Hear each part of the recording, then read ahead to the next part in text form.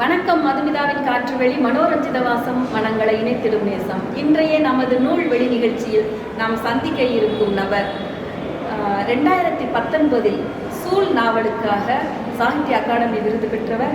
13 நூல்களுக்கும் மேலாக எழுதியவர்.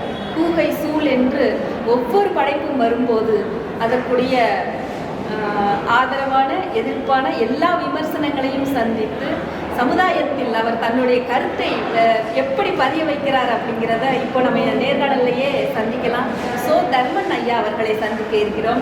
வணக்கம் ஐயா. வணக்கம் ஐயா, எழுத்து அப்படிங்கிறது ஒரு விஷயம் இருக்கு. எந்த வகையில் எழுதணும், சமுதாயத்துக்கு எப்படி போய் சேரணும், இது மாதிரி எழுதினா மட்டும்தான் இலக்கியமா, இல்லைன்னா இலக்கியத்துக்கு எப்படி வேணாலும் எழுதுறத ஏற்றுக்கிறீங்களா? இது மாதிரியான பல கேள்விகள் கேட்க வேண்டியது இருக்குது. ஒவ்வொன்றா நான் உங்களுக்கு கேட்கணும்னு பிரியப்படுறேன். முதல்ல நீங்கள் எழுதின சூல் நாவல்லேருந்து, அதாவது அதற்கு பரிசு கிடைச்சது, அதுக்கு முன்னாடி கூரையிலேருந்து ஒவ்வொரு இதுவும் கொடுத்துருக்குறீங்க. நம்ம இந்த வில்லிசை கலைஞர் அதெல்லாம் கொடுத்துருக்குறீங்க. இருந்தாலும் சூழ்லேருந்து நேரடியாக சூழ்லேருந்து நாம் ஆரம்பிக்கலாம் அப்படின்னு நினைக்கிறேன். ஒரு சூழ் நிறைந்த அந்த ஒரு படுகை எப்படி நீரெட்டு போகுது, அதற்கு பின்னால் இருக்கிற அரசியல் என்ன அப்படிங்கிறத வச்சு நீங்கள் கொடுத்துட்டு இருக்கிறீங்க. அதற்கு நேர்முகமான பாராட்டும் மறைமுகமான எதிர்ப்பும் வந்துட்டு இருக்கிறது.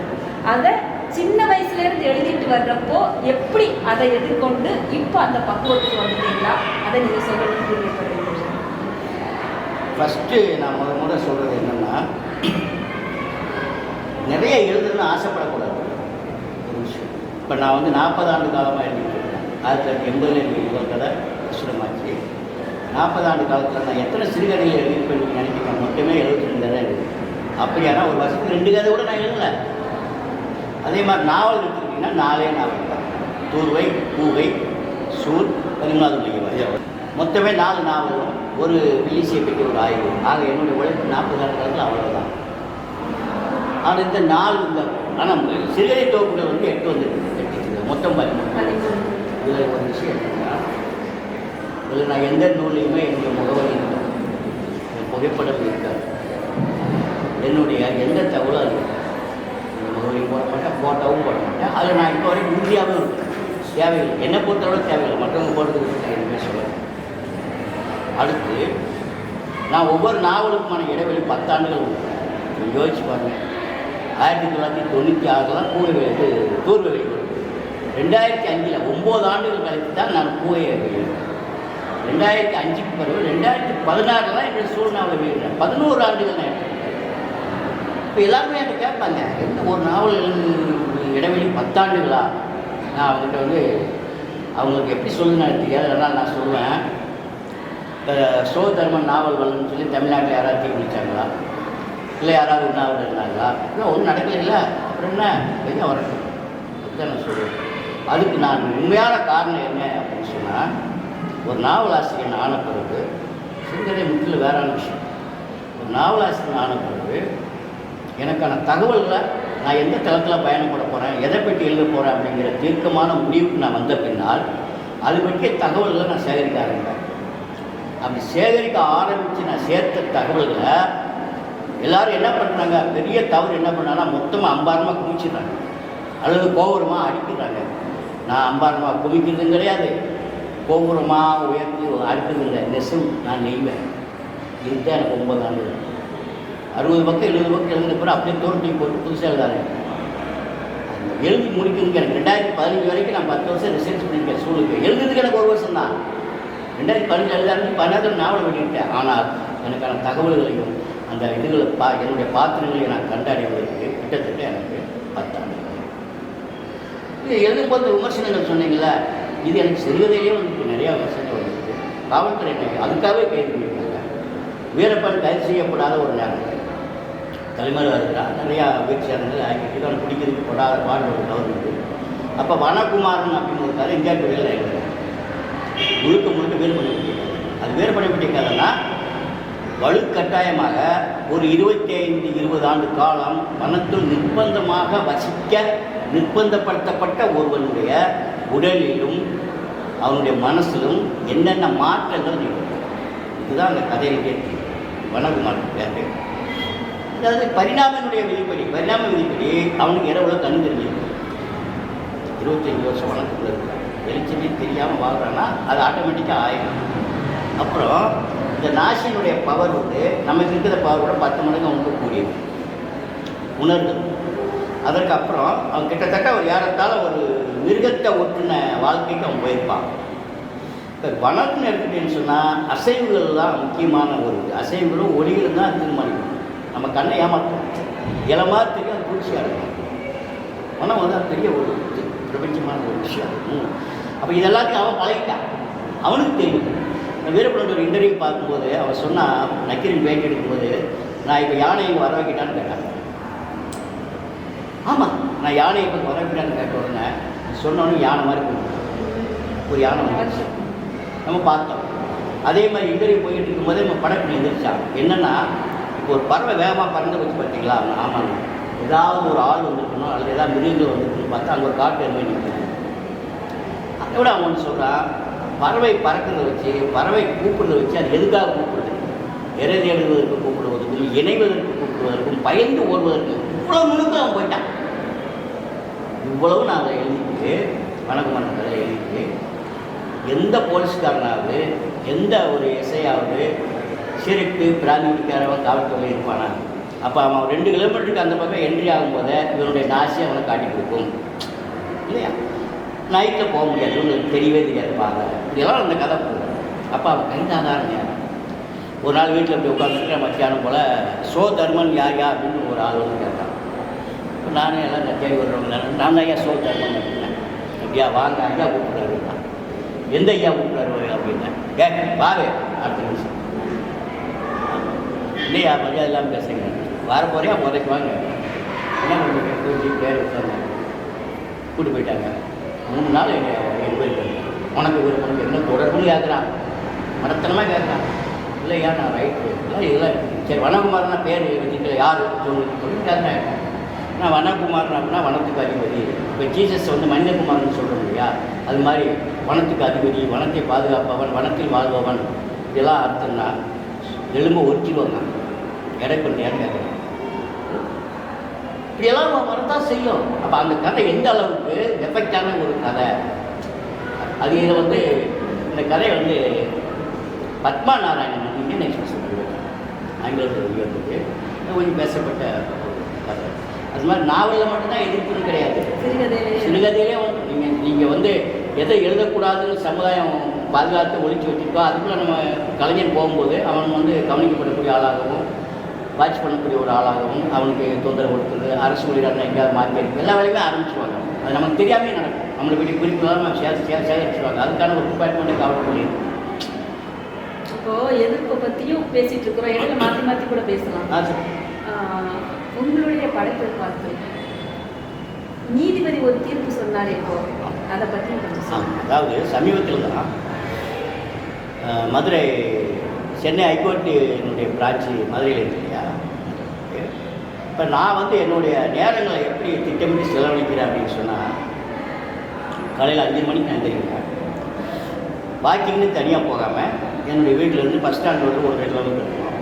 நடந்து போய் நான் வாங்க வேண்டிய செய்தித்தாள்களை வாங்கிட்டு அங்கேருந்து நடந்து வீட்டுக்கு வருவேன்.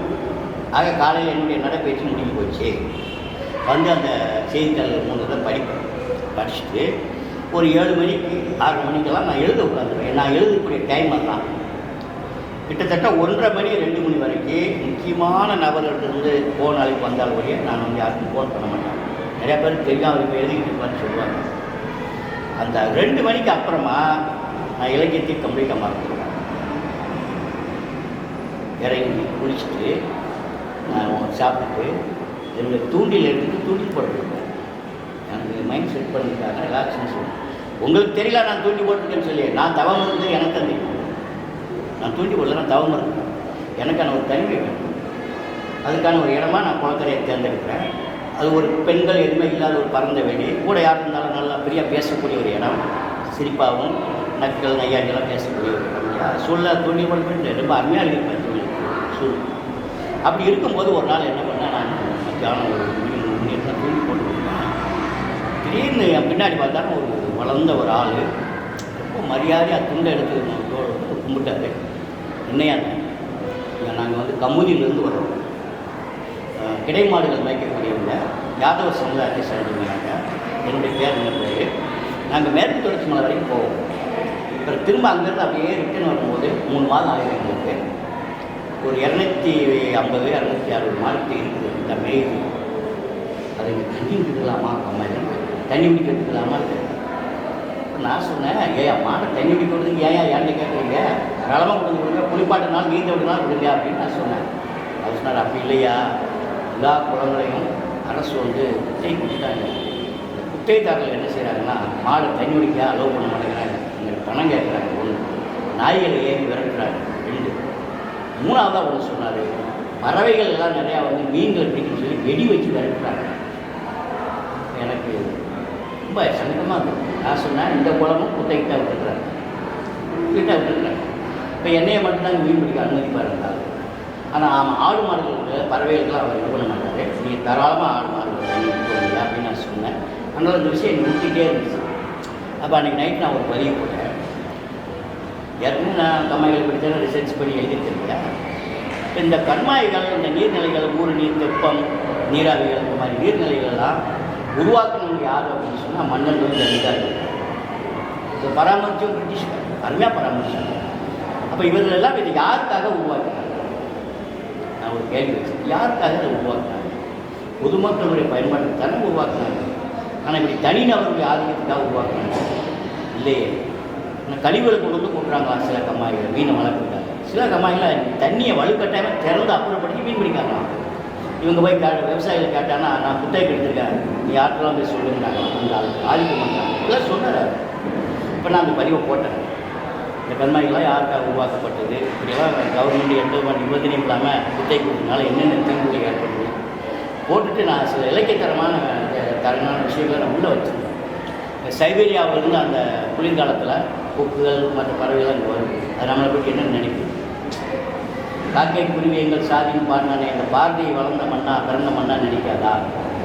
வாரிய உயரை கட்ட போதெல்லாம் வாடினன் வள்ளலார் பாடினானே, அதை பற்றி நினைக்காதா? யாரும் முறை யாரும் கேள்விச்சு நான் பூங்குன்றாங்க, இவங்கெல்லாம் வாழ்க்கை பூமியான்னு நம்மளை நினைக்காதா அப்படின்னு சொல்லி ஒரு இதை போட்டுருக்கேன். அது என்ன ஆச்சுன்னா, நல்ல பதிவு, நிறைய பேர் லைக் பண்ணியிருந்தாங்க.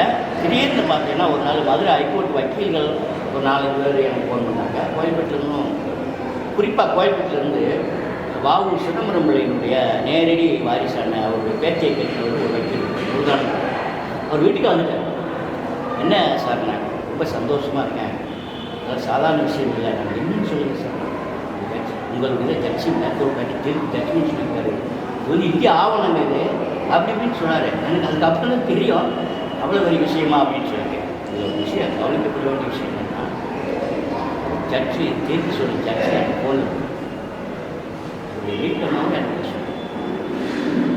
அப்புறமா மகாதேவன் அவரும் எனக்கு ஃபோன் பண்ணுறாரு, நீதியரசர். கடைசியாக எனக்கு சொன்ன ஒரு விஷயம் என்னென்னா, அதை நான் பதிவு பண்ணுவேன். நிறைய வக்கீல்கள் நிறைய பேருடைய சிறுகதைகள் நாவல்களில் மேற்கோள் காட்டி வாதாடுறாங்க. ஆமாம், சங்க இலக்கியங்களை அவர் நேர்மையான நீதியரசராக இருக்கிறாரு, சில வக்கீல்களும் நேர்மையான வழக்கறிஞர்கள். நம்ம திருக்குறள் உதாரணம் காட்டுறோம், சங்க இலக்கியங்களை உதாரணம் காட்டுறோம், அப்பைய உதாரணம் காட்டுறது மாதிரி இது நல்ல ஆரோக்கியமான விஷயம். என்னுடைய எழுத்துக்கள் மட்டும் கிடையாது, நிறையா பேருடைய எழுத்துக்களை வக்கீல்கள் வந்து உதாரணம் காட்டி வாதாடுறாங்க. அதனால் நாங்கள் இப்போது சில குறிப்பிட்ட ரைட்டருடைய எழுத்துக்களை படிக்க வேண்டிய நிர்பந்தம் இருக்குது, அவங்க பதிவுகளை நாங்கள் பார்க்க வேண்டி இருக்குது அப்படின்லாம் எனக்கு சொன்னார். இப்போ எனக்கே ஒரு சந்தோஷமாக இருந்தது. அப்போ நிஜமான எழுத்துக்கள் வந்து நீங்கள் எங்கே எழுதினாலும் ஒரு இடத்தை அடைகின்ற போது அது அடைஞ்சே. இப்போ என்னுடைய பதிவுகளாம் ரொம்ப ரொம்ப கவனிக்கப்படக்கூடிய பதிவாக. இப்போ சமீபத்தில் ஒரு விஷயம், எங்கள் குலதெய்வம் வந்து எப்போது வென்றான் அப்படின்னு ஒரு ஊர் இருக்குது, தூத்துக்குடி போகிற வழியில் சோலையப்ப சாமி கோயில். அதுக்கு நான் நேரம் எப்போ போவேன், போகும்போது அங்குள்ள ஆசிரியர்கள்கிட்ட வந்து என்னுடைய ஹெல்மெட்டு என்னுடைய செருப்பெல்லாம் கொடுத்துட்டு போவேன். வெளியில் வந்து எத்தனை பேர் இருக்காங்க எண்ணி 5 ரூபாயோ 10 ரூபாயோ ரேட்டு போட்டு கொடுப்பேன். இது வாடிக்கையாக செய்கிறது. அன்றைக்கி நான் எண்ணும் போது 3 பேர் அதிகமாக இருந்தாங்க. நான் வாரம் போகிறேன் இல்லையா, வெளியில் 3 பேர் அதிகமாக இருந்தோம்னா அதில் ஒரு இளைஞர் இருக்கு. இங்கே வாடா, நீ எதுக்கு இங்கே வந்து உட்காந்துருக்க, பிச்சை கேட்குறேங்க. நான் உடனே அழுக ஆரம்பிச்சிட்டேன். சார், இது எங்கள் அம்மா தான், இது எங்கள் அப்பா தான், வயதானவங்க, நீ எதுக்காக வந்திருக்கேன்னா, என்னுடைய மனைவி வந்து இன்னொருத்தர் கூட தொடர்பு வச்சுக்கிட்டு அவங்க ஒரு பெரிய ரவுடி என்னை 3 வச்சு அடிச்சு வச்சுட்டாங்க. நான் வந்து லோடு ஆட்டோவுடைய டிரைவர். என்னுடைய டிரைவிங் லைசன்ஸையும் பிடிங்க அவங்க வச்சுக்கிட்டாங்க. நான் தொழில் செய்ய முடியாமல் வீடு இல்லாமல் நான் வந்து உட்காந்து வெள்ளிக்கிழமை. இப்போ நான் சொன்னேன், சனி ஞாயிறில் ஒரு நாள் என் வீட்டுக்கு வா, நான் கம்ப்ளைண்ட் பண்ணி உனக்கு நான் அதை வாங்கி கொடுக்குறேன். லைசன்ஸ் வாங்கி கொடுத்தா நான் அழகாக இவங்களை கூட்டிகிட்டு போயிடுவேங்க. நான் தொழில் பண்ணும்போது டிரைவர் வேலை ரெடியாக இருக்கு சார், நான் பார்த்துட்டு இருந்த வேலையும் ரெடியாக இருக்குங்க. இதை வந்து நான் நைட்டில் ஒரு பதிவில் போட்டேன். ஒருமை கோயிலுக்கு போனால் அங்கே 2 ஒருமை ஆடி நின்றுச்சான் அப்படின்னு சொல்லி போட்டு இந்த விஷயத்தை அப்படியே போட்டுச்சேன். இவன் சனியார் வரல, எதுக்கும் வரல, சரி ரைட்டு அவன் பாரு அப்படின்னு நினச்சிட்டு இருந்தா, எப்போதும் நான் காவல் நிலையத்திலிருந்து ஏனியல் அப்படின்னு சொல்லி ஸ்பெஷல் பிரான்ச் போலீஸ்க்கு ஒரு நாள் என்னை ஃபோன் பண்ணுறேன். ஐயா என்னன்னு கேட்டேன், உங்களுடைய பதிவை வந்து எஸ்பி பார்த்துருக்காரு, தூத்துக்குடி மாவட்ட எஸ்பி கண்ணுக்கு போயிடுச்சு. அவர் உடனடியாக உத்தரவு போட்டு அவரை தூக்கிட்டு வந்து உதச்சி டிரைவிங் லைசன்ஸ்லாம் பிடிக்கணுங்கிறது கொடுத்து உங்களுக்கு நாங்கள் பண உதவி செஞ்சு தூத்துக்குடிக்கு அனுப்பிட்டோம் சார், அவன் வேலை பார்க்குறான்.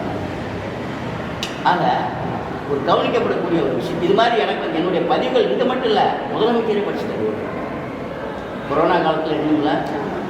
இப்போ என்னுடைய பதிவுகளை நீங்கள் பார்த்தா தெரியும். நான் பார்த்தது இன்னும் கொரோனா காலத்தில் ரைட்டர் அது பார்த்தீங்களா? கொரோனா காலத்தில் எனக்கு பல்வலி வந்து பார்த்தீங்களா? கொரோனா காலத்தில் எனக்கு பல்வலி வந்துடுச்சு. சரி போய் மாத்திரை வாங்கிட்டு வந்துடலான்ட்டு ஒரு 7-8 மணி இருக்கும். நான் வண்டியில் ஒரு 7 போனேன். 4 போலீஸ்காரங்க இருந்தாங்க, வண்டியை நிறுத்திட்டாங்க, போகக்கூடாது. எனக்கு பல்வலி காலுக்கு மெசேஜ் பண்ணியிருக்காரு பாருங்க, நான் அதை போய் மாத்திரை நிறுத்தியா வண்டி எல்லாரும் பார்த்துட்டு இன்னும் மரியாதை இல்லாமல் பேசுகிறேன். நீ என்னமோ பேசிக்கிட்டு இருந்துட்டு வண்டியை போய் சாவி பண்ணாங்க. வண்டியை நிறுத்திட்டு சாவியாக போய் கொடுத்தேன். கொடுத்துட்டு நான் பக்கத்தில் நடந்தே போய் மெடிக்கலில் மாத்திரை வாங்கிட்டு எனக்கு தெரிஞ்ச போலீஸ் அதிகாரிக்கு நான் ஃபோன் பண்ணேன். போயிட்டு எனக்கு தெரிஞ்ச நிறையா இருக்காங்க ஃபோன் பண்ணேன். அவர் ஃபோனை கொண்டு வந்து அவர்கிட்ட கொடுங்கன்னு சொன்னாங்க. ஃபோனை போய் அவர்கிட்ட கொடுத்தேன். பதிலிட்டாங்க பிஎஸ்பி பேசுகிறேன். அவர் ரைட் அடியா நீங்கள் என்ன நினச்சிக்கிட்டா அப்படின்னு சொல்லி, சார் நீங்கள் ரைட்டு தாங்க சார், என்ன மூலம் சொல்ல வேண்டாமா, இதெல்லாமே சொல்லி நான் இதெல்லாமே சொல்லிக்கிட்டு இருப்பாங்க ரைட்டுன்னு சொல்லி அப்படிங்க. கடைசியாக எந்த ஸ்டேஷனில் சார் வேலை பார்த்தீங்கன்னு கேட்டால் கிழிஞ்சது போ.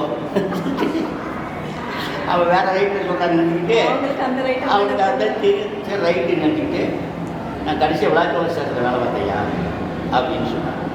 சொல்லிட்டு அப்படியா சார் அப்படின்னு சொன்னேன். முதலே எனக்கு சொல்லிக்கலாம்ல சார் அப்படின்னு நானே என்னுடைய செல் எடுத்து நான் வந்து தூத்துக்குடி எஸ்பி என்னை பாராட்டினது, தூத்துக்குடி கலெக்டர் பாராட்டினது, திருநெல்வேலி டிசி ஏசி என்னை கௌரவப்படுத்துறது, இத்தனை போட்டாக்கெல்லாம் நான் வச்சுருக்கேன். அதெல்லாம் எடுத்துக்கிட்டேன். பத்தியா அப்படின்னு ரொம்ப பயந்துட்டாங்க. 3 பேர் பயந்து போய் இதெல்லாம் எதுக்கு சார் அப்படின்னு கேட்டாங்க. என்கவுண்டர் எல்லாம் நான் பண்ண என்கவுண்டருக்காக எனக்கு கொடுத்த பாராட்டு அப்படிங்க. பேர் என்ன சார்? என்கவுண்டர் ஏமாதர்மன்னா ஊருக்கே தெரியுமையா? 3 பேர் எனக்கு சல்யூட் அடிச்சாங்க. அதுலேயும் ஒரு புனைவு கலந்துச்சு. 3 பேர் சல்யூட் அடிச்சாங்க. ஆக இதை வந்து நான் போட்டு முடிக்கிறது என்ன, மறுநாள் காலையில் பார்த்தீங்கன்னா தூத்துக்குடியினுடைய முனிசிபல் கமிஷனர் ஜெயசீலன் சொல்லி ஒரு ஐஏஎஸ் ஆஃபீஸர் அவர் போன்றவர்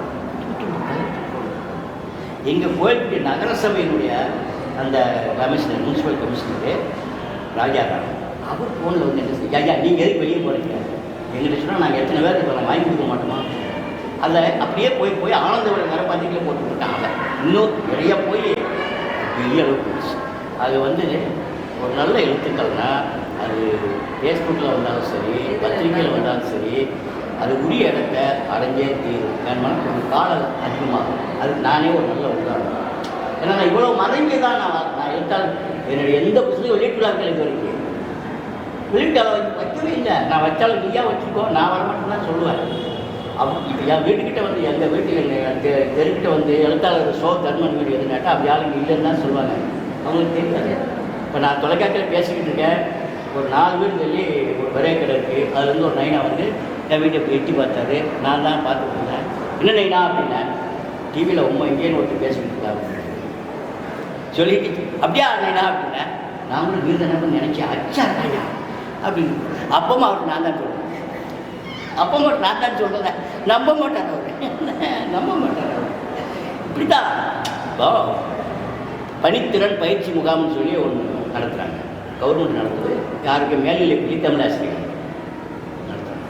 பெரும்பாலும் கோயில்பட்டி கல்வி மாவட்டத்துக்கு என்னை பேசுறதுக்கு போக சொல்கிறாங்க. நான் போகிறேன். அப்போது ஒரு 46 பேர் உட்காந்துருக்குறாங்க. நான் போய் மேடையில் உட்காந்துருக்கேன். ஒரு டீச்சர் ஏன் கண்படியாக பேசுகிறாங்க. இவருக்கு இங்கே வந்து உட்காந்துருக்காரு டீச்சர், என்னையே தெரியும் போல. இவருக்கு இங்கே வந்து உட்காந்துருக்காரு. இன்னொரு டீச்சர் சொல்லுது. அதான் நானும் அப்போ வந்து யோசித்தேன், இவர் எங்கள் தெருவிலையாக ஒரு 2 பிளாஸ்டிக் குடத்தை போட்டு சைக்கிளில் சாரம் கட்டிட்டு தண்ணி எடுத்துகிட்டு போவார். அப்படி அந்த மாதிரி சொல்லுவேன். நான் ஒன்று அப்ளை பண்ணேன். இவரை நீ அறிமுகப்படுத்தி சிஓ ஆஃபீஸில் வந்து இவரை பேச சொல்லியிருக்காங்க அப்படின்னு சொன்னோம். நான் ஒரு 1 மணி நேரம் பேசினேன். எல்லாம் பார்த்து பேசும்போது சொல்லிட்டேன், இந்த டீச்சர் அப்படி சொல்கிறாங்க, இந்த டீச்சர் இப்படி சொல்கிறாங்க. ஆனால் அந்த டீச்சர் கரெக்டாக சொன்னாங்க, நான் சாரம் கட்டிட்டு தான் தண்ணி எடுத்துகிட்டு போனேன். எல்லாத்தையும் இப்படி வெளிப்படையாக இப்படி போட்டு உடைக்கிறீங்களே, எந்த மைக்கை பிடிச்சாலும் இப்படி தான் பேசுகிறீங்க. உண்மைதானே வெளிவரும். எதுக்கு இட்டு கட்டி பேசணும்? நான் என்னைக்கு பேசுகிறதும் என்னுடைய உண்மைக்கும் என்னுடைய நேர்மைக்கும் நான் பார்த்த விஷயங்களுக்கும் எந்த மாறுபாடுமே கரெக்டாக அப்படியே பேசுவீங்க. இப்போ சில கருத்துக்கள் உடன்பாடு இல்லை அப்படிங்கிறத வெளிப்படையாக நீங்கள் பேசுகிறீங்க. அந்த இதுலேருந்தே உங்களுக்கு விருது தர வேண்டிய கட்டாயங்கள்லாம் இருக்குது. எந்த விருதுன்னு உங்களுக்கே தெரியும். அதெல்லாம் எப்படி வாங்கினீங்க? வாங்க வேண்டியது நம்ம கௌரவிக்கிறப்போ வாங்கி தான் ஆகணும்.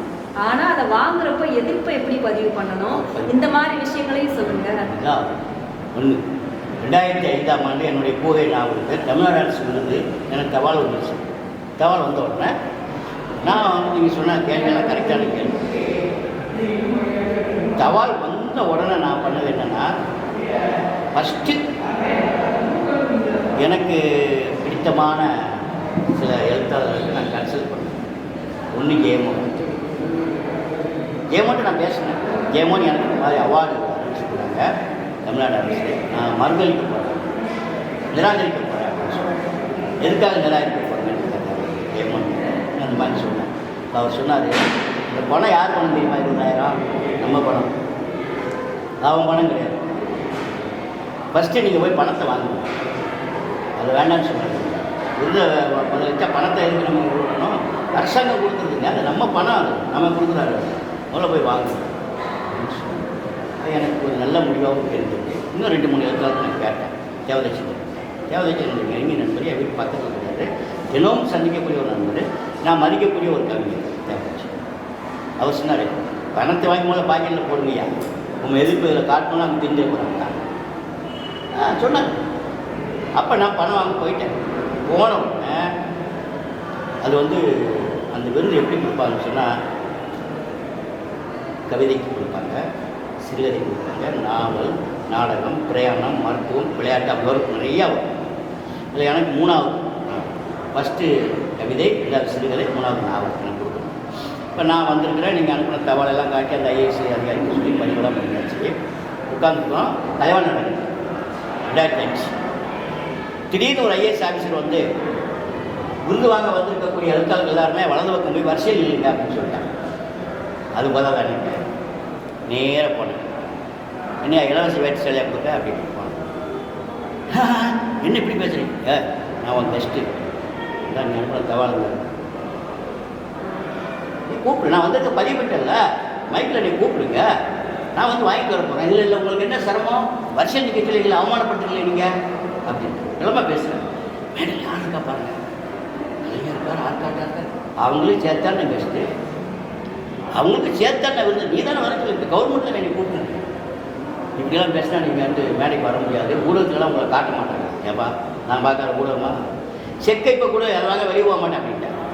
செக்கு குடியா வெளியில் போகிறேன் அப்படின்ட்டு.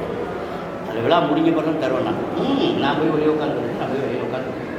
நானும் காலச்சூடனுடைய அப்போது ஆசிரியர் இருந்தேன்னா, அவர் காலச்சூடு ஆசிரியர் இருந்தார்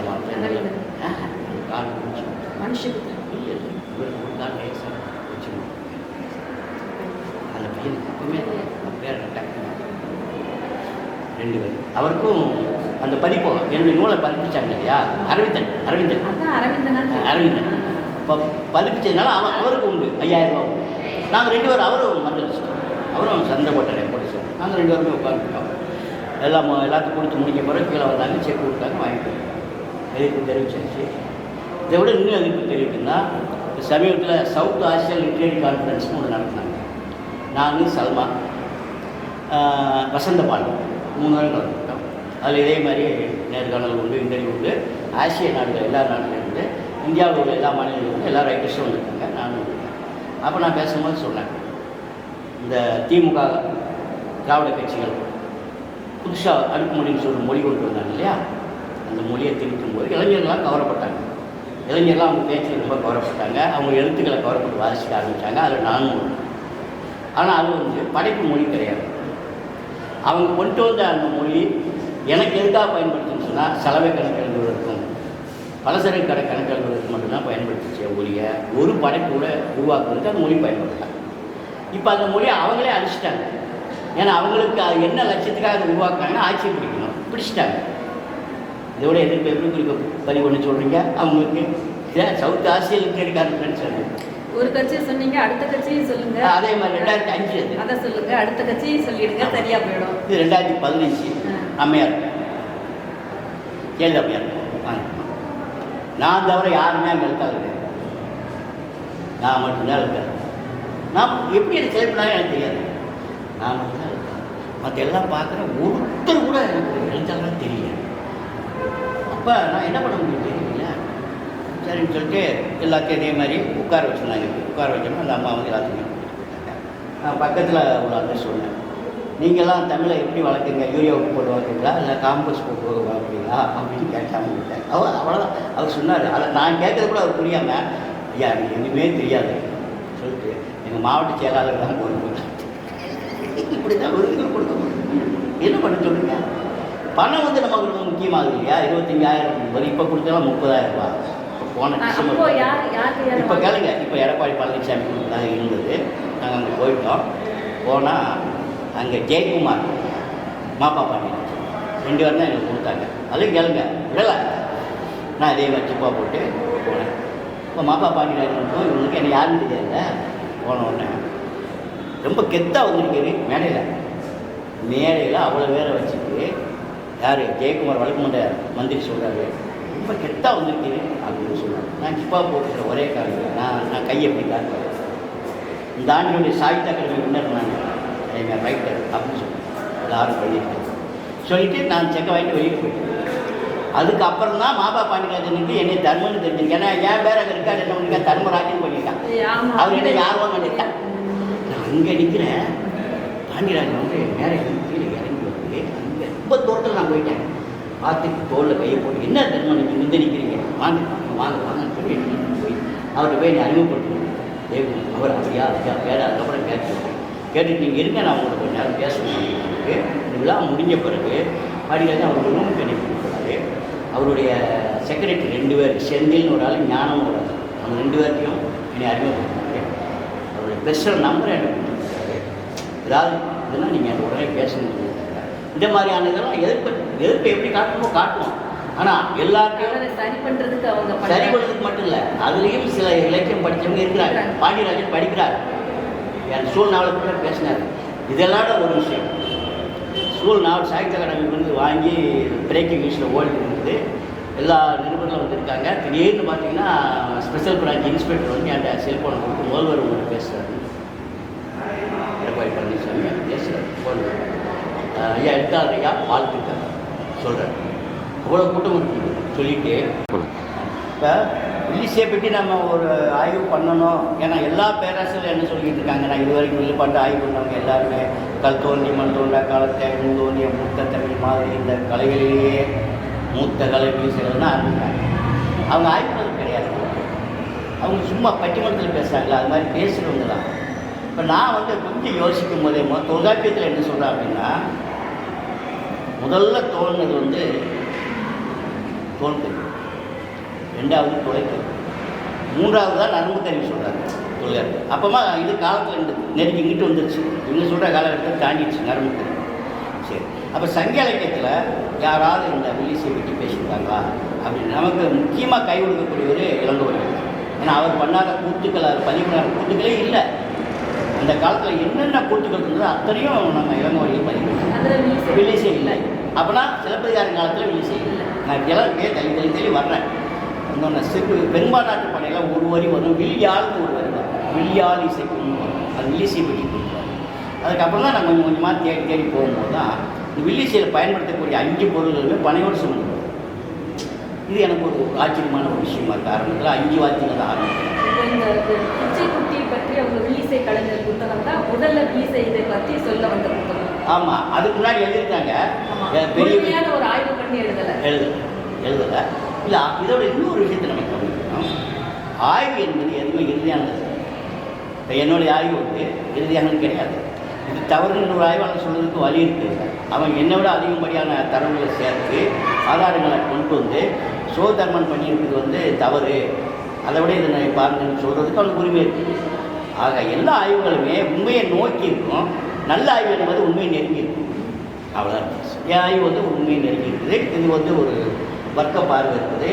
குறிப்பாக பனையேறி நாடார்கள் மத்தியில் தான் இந்த கலை தோன்றுச்சுன்னு சொல்லி நான் அதை நிறுவனத்துக்கு முயற்சி பண்ணியிருக்கேன். அதுக்கான ஆதாரங்களை கொடுத்துருக்கேன். அதுக்கான வலுவான காரணங்களை நான் கொடுத்துருக்கேன். ஏன்னா வில்லிசை தோன்றியது கன்னியாகுமரி மாவட்டமும் நெல்லை மாவட்டம் தவிர்த்து எங்கேயுமே வில்லிசை கிடையாது. பிச்சைக்குட்டி வந்து சாதாரணமான ஆய்வு கிடையாது. NS கிருஷ்ணனுக்கு டிஏ மதுரத்துக்கு வில்லிசை சொல்லி கொடுத்தது பிச்சைக்குட்டியா இல்லை. SS ராஜேந்திரனுக்கு வில்லிசை சொல்லி கொடுத்தது பிச்சைக்குட்டி தான். அவர் இப்போ கலைமாமணி வந்தார் சுப்பு ஆறுமுகம், அவருக்கு வில்லிசை சொல்லி கொடுத்தது பிச்சைக்குட்டி தான். அவர் வந்து இயற்கையே ஒரு புலவர் கவிதையை எழுதக்கூடிய ஆற்றல் கொண்டவர், ஒரு ஆசிரியராக இருந்தார், ஹோமியோபதி வைத்தியராக இருந்தார். மிக பிரமாதமான ஒரு கலைஞர் வில்லிசை வந்து. அதனால நான் அந்த ஆய்வு சொல்லிவிட்டேன். சில கல்லூரிகள் அந்த நாட்டுப்புறவியல் இல்லை அந்த இடத்துல MIT பாடம் மாற்றிருக்காங்க. அவங்களே சொன்னாங்க நாட்டுப்புறவியலுக்கு நல்ல ஆய்வு, ரொம்ப நல்ல ஆய்வுன்னு சொன்னாங்க. வில்லிசை கலைஞர் ஆய்வு போகும்போது அப்பா வழியாக தான் உங்களுக்கு அந்த ஆர்வம் வந்ததா? எங்கள் அப்பா வந்து ஒயில் கும்மியார் ராமாயண வேசம் அதில் இருந்து தான் வந்து. இப்போ நான் வந்து நிறைய கிராமிய நிகழ்ச்சிகள் எல்லாத்துக்கும் நான் போகிறேன். இப்போ கூட மகாராஷ்டிராவில் வந்து தமாஷான ஒரு நிகழ்ச்சி, பெண்களால் நடத்தக்கூடிய ஒரு நிகழ்ச்சி, அது கூட நான் தலைமை தாங்க. இதில் என்ன ஒரு பெரிய ஒரு ஆர்வம் என்னன்னு சொன்னால், கேரளாவில் உள்ள கதைகளையும் சரி, ஒடிசாவில் உள்ள குச்சிப்புடியும் சரி, மகாராஷ்டிராவில் உள்ள அந்த தமாஷாக்கள் எல்லாமே ஒரிஜினலாகவே இருக்கும். சினிமா திரும்ப வரல, எவ்வளோ பெரிய நல்ல விஷயம் இருக்குங்களா. ஆனால் இங்கே உள்ள பாவை கூத்து சரி, இங்கே உள்ள புறவன்குட்டி ஆட்டம், கரகாட்டம், எல்லா கிராமிய கலைகள் அங்கே சோரம் போயிட்டாங்க. அதனால் என்னால் 5 நிமிஷம் கூட இதை பார்க்க முடியும். எல்லா சினிமாவுக்கு வந்துட்டேன். நான் அவங்கள்ட்ட பார்த்து சொல்கிறேன், ஒன்று கலையை மேம்படுத்தணும், வறுமை காரணம் காட்டி சோரம் போகணும், தப்பு. நீ கலைக்கு செய்யக்கூடிய துரோகம்.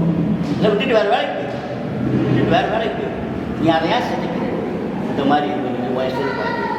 இப்போ சமீபத்தில் ஒரு சின்ன ஒரு விஷயம், செண்டை மேளம் அடிக்கிறாங்களே இப்போ,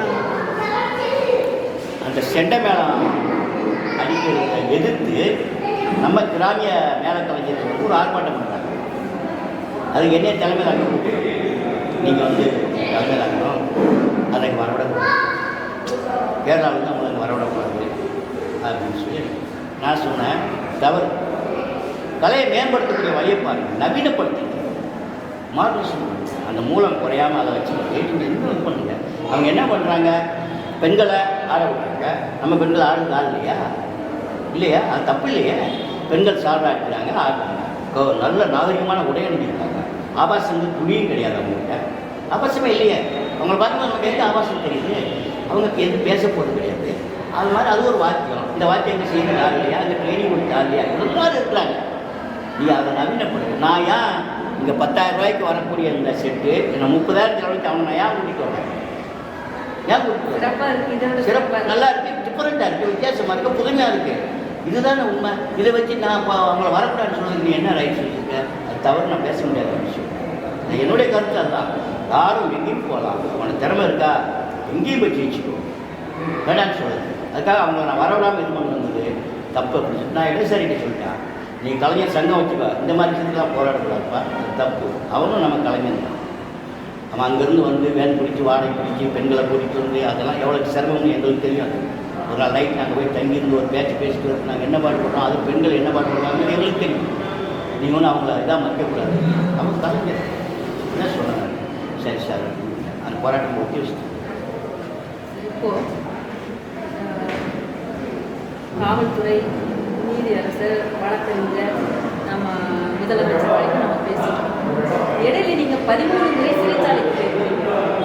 அந்த சிறைச்சாலையை பற்றி எதுக்காக போனீங்க, என்ன விஷயம், அதை பற்றி கொஞ்சம் சொல்லுங்கள். 13 முறை சிறைச்சாலைக்கு போயிருக்கீங்க. 14 முறை போயிருக்கேன். 14 என்னன்னா நான் வந்து கோயில்பட்டியில் உள்ள மிக புகழ்பெற்ற கருமுத்தி தியாகராஜ செட்டியாருடைய நிறுவனத்தில் ராயல் டெக்ஸ்டைல் மில்ஸ் கிட்டத்தட்ட 3000 தொழிலாளி வேலை பார்க்கக்கூடிய ஒரு நிறுவனத்தில் நான் வேலை பார்க்குறேன். அப்போ நான் அங்கே உள்ள ஏஐடிசி இடதுசாரி யூனியனில் நான் பொறுப்பில் இருக்கேன், தலைவராக இருக்கேன். அப்படிங்கும்போது மில்லில் ஏகப்பட்ட பிரச்சனை இல்லையா, நிறைய பிரச்சனை. அப்படி ஸ்ட்ரைக் பண்ணும்போது, தீபாவளி நேரம் போனஸில் ஒர்க் லோடு கூட்டும்போது, ஒரு தொழிலாளிகள் நடவடிக்கை எடுக்கும்போதெல்லாம் நாங்கள் வந்து எதிர்ப்பு தெரிவிப்போம். அது வந்து ஆளுங்கட்சி, அவங்க ஆளுங்கட்சினா நிர்வாகத்துக்கு சாதகமாக இருப்பாங்க, நாம் அப்படி இருக்க முடியாது இல்லையா. அப்படி வரும்போது என்ன பண்ணுவோம், ஸ்ட்ரைக் நோட்டீஸ் கொடுத்த உடனே அவன் என்ன பண்ணுவான்னா, இன்னார்லாம் வெளியே இருந்தாங்கன்னா மில்லில் ஸ்ட்ரைக் பண்ணுவாங்க, வேலைக்கு போகிறவங்க மதிப்பாங்க, சட்ட ஒழுங்கு எழுதி கொடுக்கும். அப்போ எங்களை வந்து கைது பண்ணி ரிமாண்ட் பண்ணி போட்டு கொடுத்துருவாங்க. நாங்கள் எங்களை கேட்பாங்க, கோர்ட்டில் கேட்பாங்க. நாங்கள் வந்து வேலைக்கு போக மாட்டோம், வேலைக்கு போகிறவங்க மட்டும் செய்வோம்னு சொல்லுவோம். அவர் வேலைக்கு போகிறவங்க மறிக்க மாட்டேன்னு எழுதி கொடுத்து போங்கன்னு சொல்லுவார். நாங்கள் முடியாது சொல்லுவோம். அப்போ எங்களை வந்து ஜெயிலில் அரைச்சோம், பெரும்பாலும் பாலைக்கோட்டை ஜெயிலில் அரைச்சிப்பாங்க. இதில் ஒரு பெரிய விஷயம் என்னன்னு சொன்னால், நான் விரும்பி ஜெயிலுக்கு, ஏன்னா அது வந்து பார்க்க முடியாத ஒரு இடம். நீங்கள் ஜெயில் கோட்டையை தானே பார்த்துக்க முடியும், ஜெயிலுக்குள்ளே என்ன இருக்கு யாருக்கு தெரியும். நான் அதுக்குள்ளே போயிட்டு வந்த பிறகு நிறையா நல்ல உயிர்ப்புமிக்க கதைகள்லாம் நான் எழுதியிருக்கேன். அதில் ஒரு கதையை மட்டும் நான் சொல்கிறேன். ஃபஸ்ட்டு எங்களுக்கு வந்து அங்கே வந்து எந்த கட்டுப்பாடும் கிடையாது, ஏன்னா நாங்கள் அரசியல் கைது, எங்களுக்கு எந்த கட்டுப்பாடும் கிடையாது. வெளியிலேருந்து எங்களை பார்க்க வரவங்களை அனுமதிப்பாங்க, வெளியிலேருந்து தின்பண்டங்கள் சாப்பாடு கொடுத்து அனுமதிப்பாங்க, எங்களை அவங்க மரியாதையாக நடத்துவாங்க.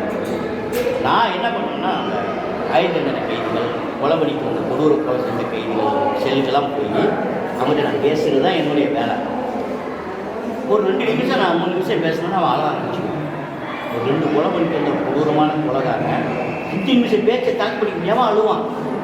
இப்போ அவன் வந்து ஒரு செகண்டில் அவன் மிருகமாக மாறிட்டான், அடுத்த நிமிஷம் மனுஷனாக மாறினான். அந்த ஒரு செகண்ட் அவனுடைய வாழ்க்கையை தீர்மானிக்கக்கூடிய இடத்துக்கு போயிடும் இல்லையா. அப்போ நான் இருக்கும்போது அந்த சூப்பரண்ட் வந்து பேர் நல்ல பேர், என்னுடைய ஃப்ரெண்டு அவர் ஒரு நாள் கூப்பிடான்னு சொன்னோன்னே நான் போனேன்.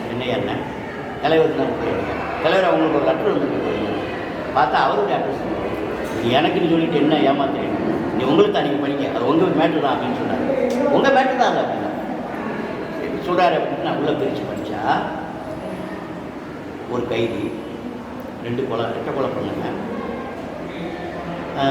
அவனுடைய பேர் ஊர், எந்த வருஷத்துலேருந்து எந்த 10 ஆண்டு காலம் அவன் ஜெயில் தண்டனை இருந்திருக்கான், தனிமை செல்லில் இருந்திருக்கான், தனி செல்லில் நான் இருந்திருக்கேன். அவன் எல்லாம் எழுதி எழுதுறாப்புனா இன்னார் 2 கொலை பண்ணிட்டு வந்தவன், தனி செல்லில் என்னை அடைச்சி வச்சுருக்கீங்க, அண்ணா பிறந்தநாள் வந்த உடனே என்னை விடுதலை பண்ணியிருக்கீங்க, வயசு குறையாக விடுதலை பண்ணியிருக்கீங்க, நான் இப்போ ஊரில் வந்து நல்லா இருக்கிறேன், எழுதுறாமா ஊரில் நல்லா இருக்கிறேன், ஒரு 7 பேருக்கு வேலை கொடுக்குறேன், கரிமூட்டை போடுறேன், மரங்கள் வெட்டி என்னுடைய மனைவியை நல்லா காப்பாற்றுறேன், என் பிள்ளைகளை படிக்க வைக்கிறேன்.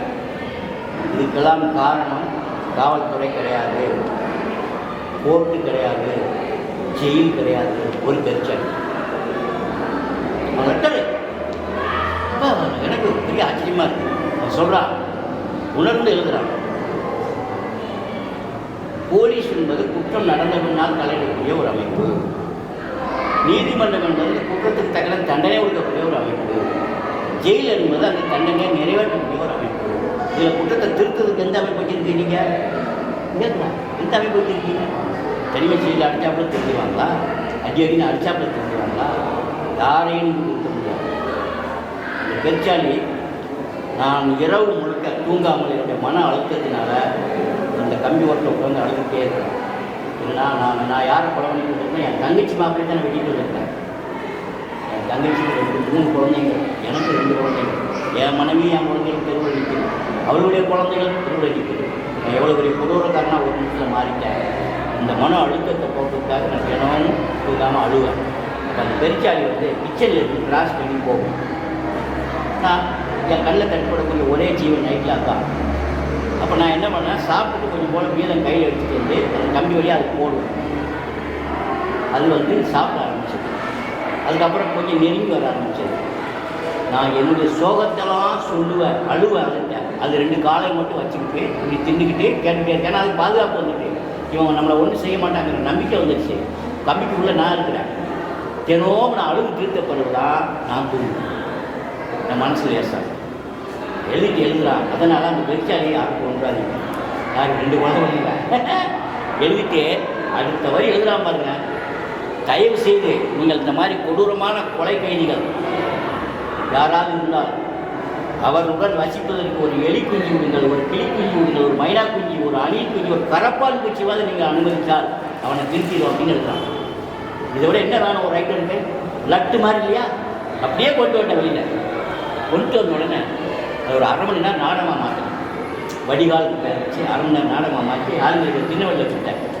அவங்க அதை பார்த்துட்டு சார் கொஞ்சம் பொருங்க ரொம்ப நல்லா இருக்குது அப்படின்னு சொல்லிட்டு ஒரே நேரத்தில் பாண்டிச்சேரி, காரைக்கால், சென்னை, திருச்சி, மதுரை, திருநெல்வேலி, நாகர்கோவில், தமிழ்நாட்டிலே பாண்டிச்சேரி அத்தனை ஸ்டேஷன்லையும் அது ஒரே நேரத்தில் ஒளிபரப்பணும். எனக்கு ஒரு ஸ்டேஷன்லேருந்து 2500 ரேட்டுக்கு எல்லா ஸ்டேஷன்லையும் எனக்கு வருமானம் வந்துச்சு.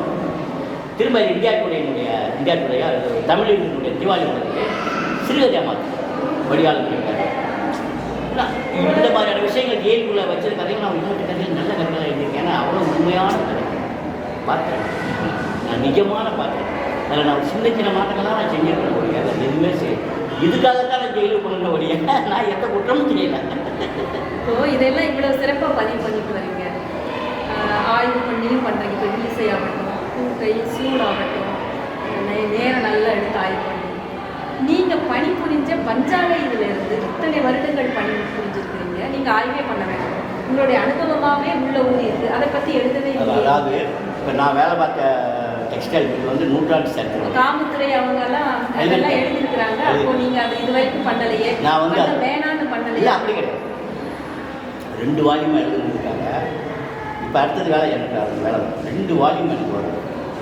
110 வருஷம் பிரிட்டிஷ்கார காலத்துலேருந்து எனக்கு வீடு இருக்குது. அதுக்கு முன்னாடி 3 வருஷம் இருந்து கடையில் வெள்ளைக்காரன் காலத்துக்கு வந்து அப்புறம் செட்டியாருக்கு வந்து தாமஸுக்கு வந்து செட்டியாருக்கு எல்லா விவரங்களும் நான் சேகரித்து வச்சுட்டேன். அதை வச்சுக்கிட்டு நான் கோயில்பட்டி அதனுடைய டெவலப் அதுதான் இப்போ உண்மையாக அதுதான். இப்போ லட்சுமி மில்ஸ்னு ஒரு மில்லு திரும்ப எப்படி வருது நம்ம கோயம்புத்தூர் கொடுத்து இந்த 2 மில்லையும் 10,000 தான் சம்பளம் போடுவோம். கிட்டத்தட்ட இங்கே ஒரு 3000 ரூபாய் கொடுத்துருவோம். கோயில்பட்டி சுற்றி உள்ள ஊரில் எல்லாமே வர செலவு 10ஆம் தேதி வச்சு தான் நிர்ணயிப்பாங்க. வாடகையாக 10ஆம் தேதி வாங்கிட்டோம், வட்டி துட்டா 10ஆம் தேதி வாங்கிட்டோம். அந்த அளவுக்கு அருமையான ஒரு நிர்வாகம் கரும்புக்கார சித்தியாவோட நிர்வாகம். நான் ஒரு 25 ஆண்டு காலம் வேலை பார்த்தேன். ஒரு மாதம் கூட 10ஆம் தேதியை விட்டு 11ஆம் தேதி சம்பளம் போட்டேன். ஞாயிற்றுக்கிழமை பார்த்தா 9ஆம் தேதி சம்பளம் போட்டோம். அவ்வளோ நல்ல ஒரு நிர்வாகம். நான் என்னுடைய தொழிற்சங்க அனுபவங்கள் இருக்குது.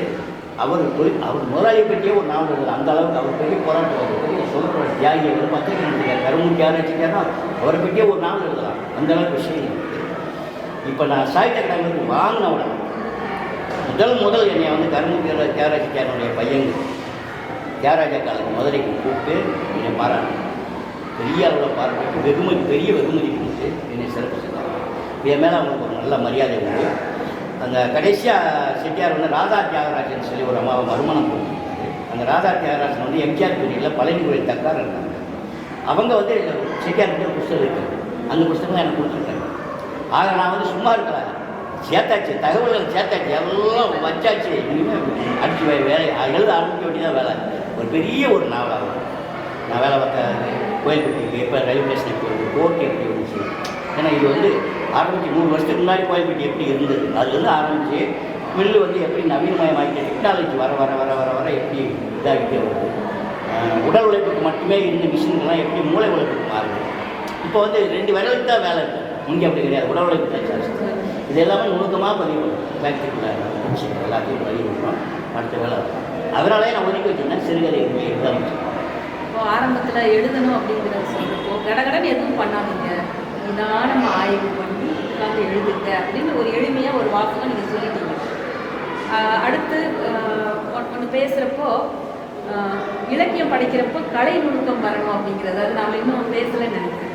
நீங்கள் சொன்னீங்க அது இலக்கியத்தை படைக்கணும் அப்படின்னு சொல்கிறப்போ அது கலை எப்போ ஒரு படைப்பு வந்து கலை இலக்கியமாக மாறுது, அதை பற்றி முதல்ல ஒன்று சொல்லிடுங்க. அது சொன்ன பிறகு அடுத்தது கேட்கலாம். கிரியேட்டிவிட்டின்னு ஒன்று இருக்கு இல்லையா? இப்போ ஆரம்ப காலத்தில் நாங்கள் எல்லாருமே கற்றத்தன்மையோடு தான் எழுதுவோம். ஆனால் எழுத்து வாசிக்க நம்ம பக்குவப்பட கலைத்தன்மை வந்து கூடிக்கிட்டே போகும். அதுக்கு இந்த இசங்களெல்லாம் நம்ம கை கொடுக்கலாம். நிறையா இசங்களை வச்சுருக்க நம்ம ஏகப்பட்ட இசங்கள் இருக்கு இல்லையா? இப்போ நாங்கள் இதில் வந்து சாதாரணமாக ரியலிஸ்டிக் ஒரு இப்போ magical realism, modernism, post modernism, surrealism, externalism, cubism, இந்த மாதிரி சட்டெல்லாம் இருக்குது. ஆனால் நாங்கள் எந்த விஷயமும் தெரியாமல் எழுதுகிறோம். இத்தனை இதில் இருக்குங்க. அதுதான் ஒரு பெரிய விஷயம் சொல்லுவேன். ஏன்னா நாங்கள் வந்து கேரக்டர் எழுதுறோம். அந்த கேரக்டர் அந்த விஷயத்துக்கு ஒரு உதாரணமாக வாழ்வோம். இதை வந்து நாங்கள் எப்படி கலாபூர்வமாக சொல்கிறது அப்படிங்கிறத இன்றைக்கி, அதாவது ஒரு விஷயம் நான் எல்லா இடங்களையும் பேசும்போது பதிவு பண்ண விஷயம். இந்த எழுத்தாளர் என்பவன் வந்து வானத்திலாம் பிடிச்சி வந்தது. இப்போ உங்களோட தான் உட்காந்து நான் சாப்பிட்டேன். உங்களுக்கு வரக்கூடிய நோய் தான் எனக்கு வருது. நீங்கள் ஒரு ஆஸ்பத்திரிக்கு நானும் போகிறேன். நீங்கள் பிரயாணம் போடுற பஸ்ஸில் ரயிலில் நானும் பிரயாணம் போடுறேன். நீங்கள் பார்க்குற கேட்குற உணர்கிற சம்பவத்தெல்லாம் நானும் உணர்கிறேன், கேட்குறேன், பார்க்குறேன். ஆனால் என்னால் அதை ஒரு கவிதையாக, ஒரு கட்டுரையாக, ஒரு சிறுகதையாக, அது என்னுடைய நாவலின் ஒரு பகுதியாக கொண்டு வர முடியும். மற்றவங்களால் ஏன் முடியல? இதுக்கு தான் ஒரு எழுத்தாளனுக்கும் சாதாரணமான ஒரு வித்தியாசமே அவ்வளோ வேறு எதுவுமே. அப்போ அந்த சிருஷ்டி, இந்த கிரியேட்டிவிட்டி, சொல்லல் முறைகள், இதில் நம்ம எப்படி கொண்டு வரணும்னா முதல்ல நிறைய வாசிக்கணும். இப்போ உதாரணமாக நான் ஒன்று சொல்கிறேன். என்னுடைய மருந்துன்னு ஒன்று இங்கே சார், அது என்னுடைய பையன். நான் சைக்கிளில் சீட்டில் உட்கார வச்சுட்டு ஒரு கடைக்கு போனால் சைக்கிள் சர்வீஸ் அந்த கடை. அதில் நான் ஃபஸ்ட்டு 4 வரி எழுதியிருப்பேன். என்ன எழுதியிருப்பேன்னு சொன்னால், ஒரு 4 வரி வந்து நான் கொஞ்சம் கஷ்டப்பட்டு உருவாக்கின ஒரு வரி. வரி டக்குன்னு ஞாபகம். குட்டி கிரிக்கெட் மட்டை, கிரிக்கெட் பால், அவனுடன் எப்போதுமே படுத்து உறங்கும் சச்சின் டெண்டுல்கர், கவாஸ்கர், அவன் உபயோகித்த ஸ்லேடு, புஸ்தகங்கள், இவை அனைத்துமே எந்த நிமிஷத்திலும் அவனை நினைவுபடுத்தக்கூடிய பொருளாகவோ அல்லது வழிபடக்கூடிய பொருளாகவோ மாறி போகலாம் அப்படின்னு நான் எழுதுவேன். ஆரம்ப வரியது இது என்ன சொல்லியிருக்காரு நீங்கள் யோசிக்க.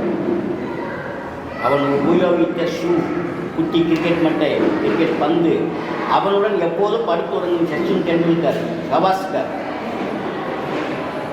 அவன் உபயோகித்த ஸ்லேட்டு, பேனா, பென்சில், நோட்டுகள், இவை அனைத்தும் எந்த நிமிஷத்திலையும் அவனை நினைவூட்டக்கூடிய பொருளாகவோ அல்லது வழிபடக்கூடிய பொருளாகவோ மாறி போகலான்னு நான் ஒரு வரி எழுதுகிறேன். இது என்னென்னா, அவன் சீரியஸாக எந்த நேரத்தில் சாக போகிறான், ட்ரிப்ஸ் ஏறிக்கிட்டு இருக்கு. இப்படிங்க தான் நான் வந்து இப்படி கலாபூர்வமாக சொல்கிறேன். இது வந்து நான் புதுசாக ஒன்று கற்றுக்கல. ஒரு புகழ்பெற்ற ஒரு மொழிபெயர்ப்பினுடைய ஒரு வரி நான் படித்து ரொம்ப நாள் ஆச்சு, மறந்து போயிட்டேன். பியானோ வாசித்து பழகுகிற ஒரு இளைஞனுடன் ஒரே அறையில் வசிப்பது எவ்வளவு சிரமம் என்பதை குண்டு செலவழிக்கப்பட்ட துப்பாக்கியை காவலரிடம் ஒப்படைத்த போது அவள் உணர்ந்தாள். இதில் என்ன சொல்லுங்க, ஒரு நாவலுக்கான விஷயம் வந்து ஒரே நாவலுக்கான விஷயம் எவ்வளவு ஒரு இதாக இருக்குது, செழிப்பாக இருக்குது. படிக்கிறதுக்கு நமக்கு தீனி, வாசனைக்கான தீனி, சொல்லல் முறை தான் இப்போ வந்து இருக்குது. இப்போ நம்மளோட சமயத்தில் ஒரு வரி எழுதியிருக்கேன். இந்த அரசியல்வாதிகளை பற்றி கிண்டல் பண்ணும்போது புகையில் இதுவே நமக்கு நல்ல மேய்ப்பர் என்று ஆடுகள் ஓநாய்கள் கேட்குறாங்க. நல்ல மேய்ப்பர் ஓனாய் வேட்டையாட தான் செய்யும், அது என்ன செய்யும். இந்த மாதிரியான சில வரிகளாக நம்ம போடும், கலாபூர்வமான வரிகள் போடலாம். இது பக்குவங்கள் வேணும். இப்போ நான் 40 வருஷம் ஆச்சு, நான் 176 நிறையா ரைட்டிங் நான் இப்போ ஃபேமஸாக இருக்கக்கூடிய முருகாமி கூட நான் படிச்சுட்டு தான் இருக்கேன். அதுக்காக தெரியாமல் கிடையாது. இதில் ஒரு இல்லை, நான் அவங்க வந்து எப்படி நான் முரண்படுறேன் அப்படிங்கிற ஒரு யூரோப்பியன் கல்ச்சர் வேறு, French, European, Latin America culture. நான் அதை படிச்சுட்டு போஸ்ட் மாடர்னிசங்கிற பேரில், மேஜிக்கல் ரியலிசம்ங்கிற பேரில் புரியாமல் எழுதிட்டு இருக்கேன். அந்த புரியாமல் எழுதுறவங்க நான் குறைய சொல்ல மாட்டேன். என்ன போலாருன்னா, அவனுக்கு வாசிப்பு அனுபவம் தவிர்த்து வாழ்வு அனுபவம் இல்லை, கேரக்டர்களே வராது அவனுக்கு. நான் நிறைய நாவல் வாசிக்கிறேன். நான் கேட்குறேன், நாவல் என்பது கிட்டத்தட்ட எப்படி 100 வருஷம் 3 தலைமுறைக்கு வந்துடும். நம்ம தாத்தா, நம்ம அப்பா, நான் வந்திருக்கேன். இந்த 3 தலைமுறைனா கிட்டத்தட்ட 80, 90, 100 வருஷத்தை வச்சுக்கணுங்கம்மா.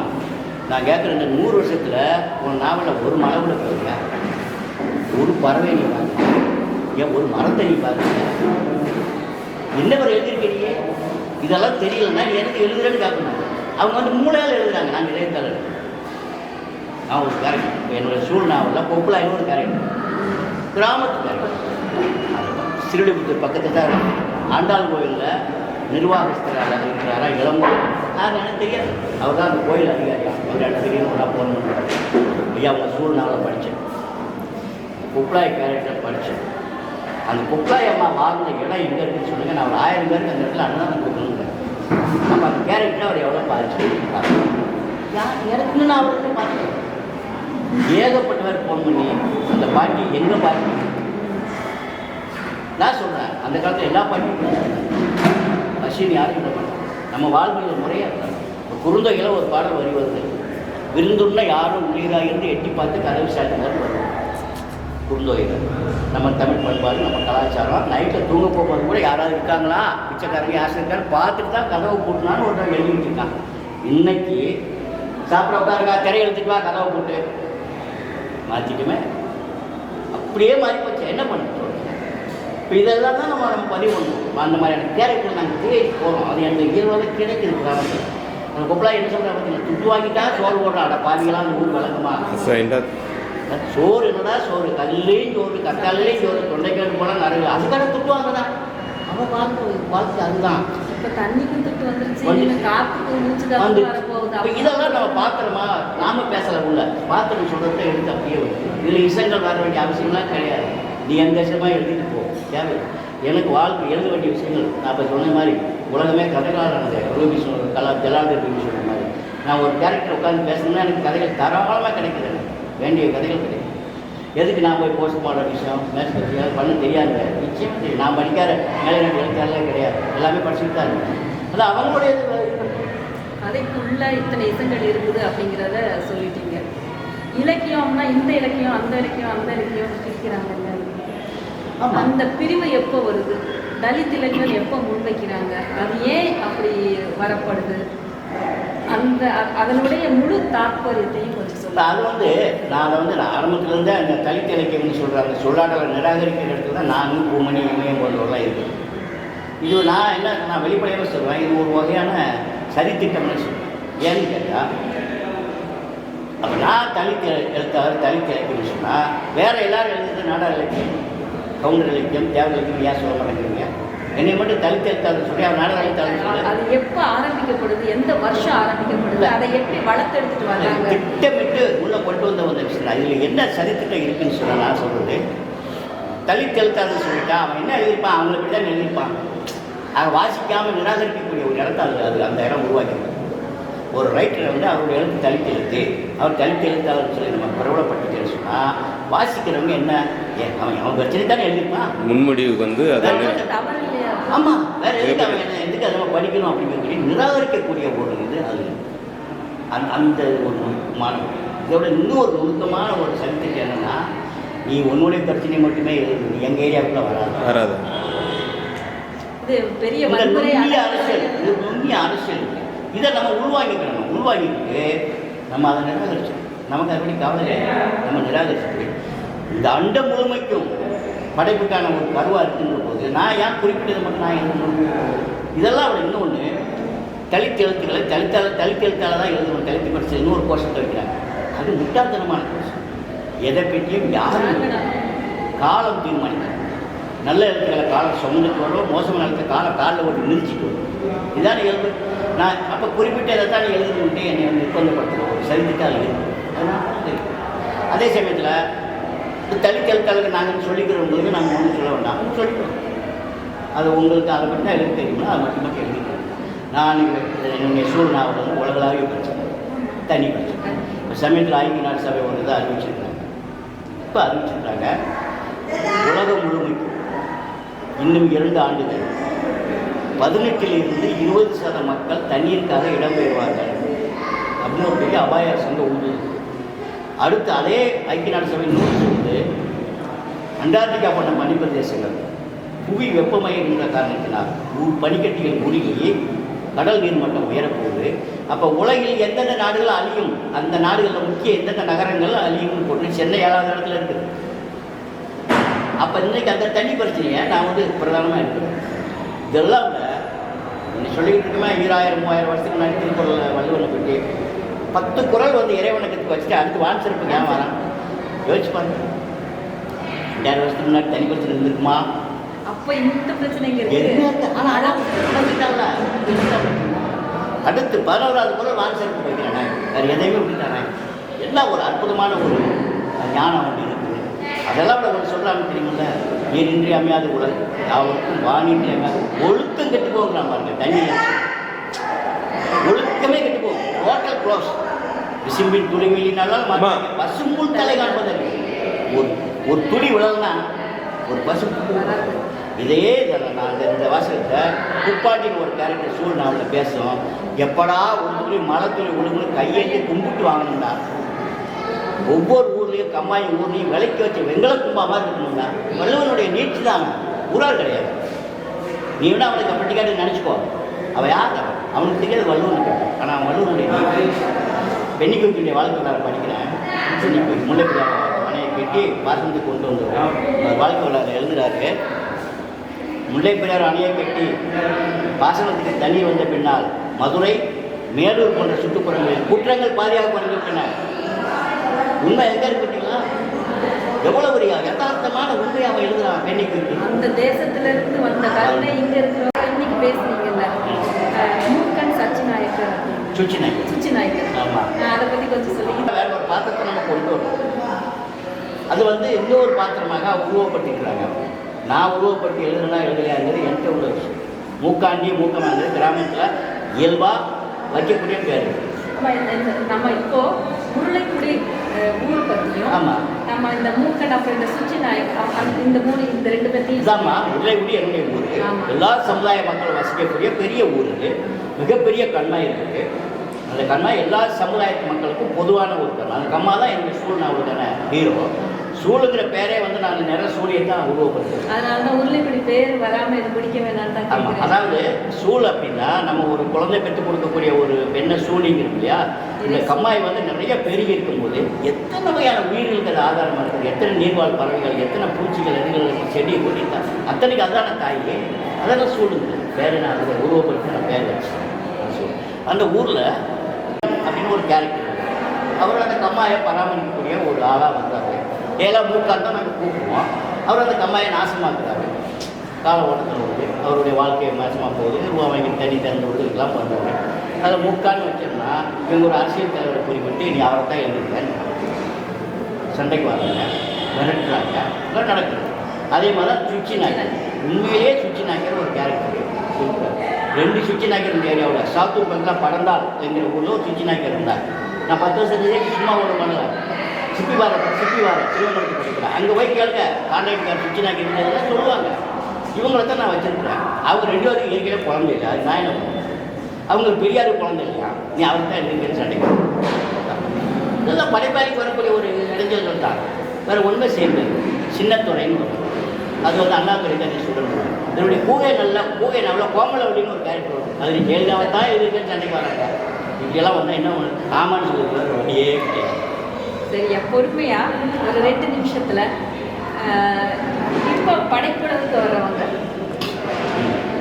நம்ம ஆய்வு பண்ணி தான் எழுதணும் அப்படிங்கிறது ஒன்றும், இன்னும் சிறப்பாக ஒரு 2 இது பண்ணுனா சரியாக வரும் உங்களுக்கு படைப்பு அப்படிங்கிறத சொல்லி நாம் முதல்ல வந்து உடனடியாக இளைஞர்களை வந்து உடனடியாக இலக்கியத்தில் பேர் வாங்கி நினைக்கிறோம்.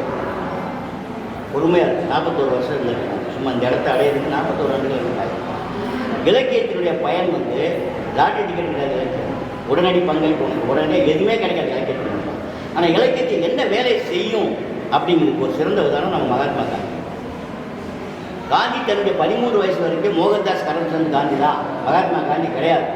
தன்னுடைய 13வது வயதில் அவர் ஹரிச்சந்திரன் நாடகத்தை பார்க்குறாரு. ஹரிச்சந்திரன் கேரக்டர் ஒரு பொய் சொன்னால் நாட்டுக்கு அதிபதி ஆகிடலாம், மந்திரி ஆகிடலாம், ராஜாவாகிடலாம். ஆனால் அவர் கடைசி வரை சுடுகாட்டில் பிணமரிக்கக்கூடிய வேலைக்கு போனாலும் நான் பொய் சொல்ல மாட்டேன்னா அவர் நிற்கிறார். அன்றைக்கு தான் காந்தியினுடைய இதில் ஒரு விதை விழுது. இனிமேல் என்னுடைய வாழ்க்கையில் என்னுடைய பேச்சுக்கும் என்னுடைய வாழ்க்கைக்கும் முரண்படாமல் நான் வாழ்ந்து மறிவேன். எந்த சூழ்நிலையை நான் பொய் பேச மாட்டேன் அப்படிங்கிற சபதத்தை எழுத்து அன்றைக்கு தான் மகாத்மா காந்தி ஆகக்கூடிய விதை அன்றைக்கி இருந்து அவர் மகாத்மா ஆகுறாரு, தேசப்பிதாவை ஆகுறாரு, சுதந்திரத்தை வாங்கி கொடுக்குறாரு, எல்லாம் பண்ணுறாரு. நான் கேட்குறேன், ஹரிச்சந்திர நாடகத்தில் இருந்து யார்? என்ன மாதிரி ஒரு எழுத்தாளர், ஒரு படைப்பாளி. அப்போ மகாத்மாவை உனக்கு கொடுத்தது யார்? ஒரு எழுத்தாளர், ஒரு இலக்கியம். இதுதான் இலக்கியத்தினுடைய வேலையாக இருக்கும். அதனால் இப்போ வரக்கூடிய எழுத்தாளர்கள் வந்து உடனடியாக நம்ம வந்து இது பண்ணிடணும். நம்ம எழுத்து வீணாக போகும் நினைக்காதீங்க. நீங்கள் கொடுக்கக்கூடிய சரக்கு நல்ல உண்மையான ஒரிஜினாலிட்டி இருந்தால் அது உரிய இடத்தை அடையும், நிச்சயமாக அடையும். அதுக்கு வேணால் கொஞ்சம் காலதாமதமாக. அவ்வளோதான். நன்றிம்மா, வணக்கம்மா. உங்கள் மிகச்சிறந்த நேரத்துக்கு படித்து சுமைகளுக்கு நடுவில் நேர்காணல் கொடுத்துருக்கிறீங்க. அதுக்கு மனமார்ந்த நன்றி தெரிவிச்சுக்கிறேன். அடுத்து உங்களுடைய மில் பற்றிய அந்த அனுபவம் பற்றிய புத்தகம் வரும்போது மறுபடியும் நம்ம நேர்காணல் சந்திக்கலாம். ரொம்ப நன்றி. வணக்கம்.